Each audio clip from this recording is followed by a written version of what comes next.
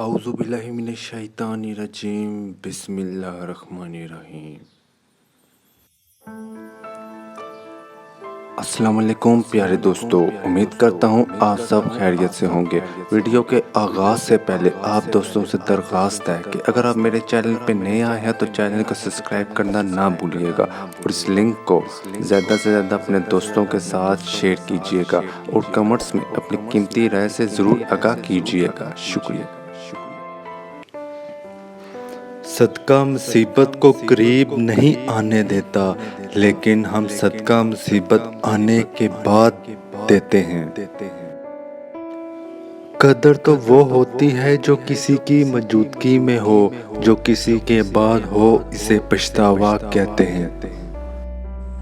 کتنے اپنے ہیں جو غیروں سے زیادہ غیر ہیں، کتنے غیر ہیں جو اپنوں سے زیادہ اپنے ہیں۔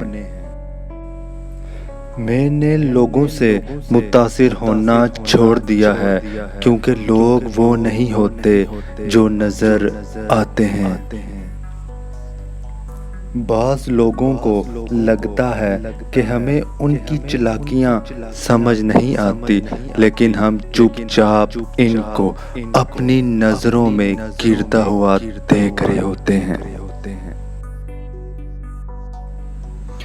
کسی کو اپنی زندگی میں بہت اہمیت دینے سے پہلے اپنی اہمیت بھی اس کی نظر میں جانچ لینی چاہیے۔ ہم اپنی آدھی زندگی انجان لوگوں کو متاثر کرنے اور آدھی زندگی اپنوں کو نظر انداز کرنے میں گزار دیتے ہیں۔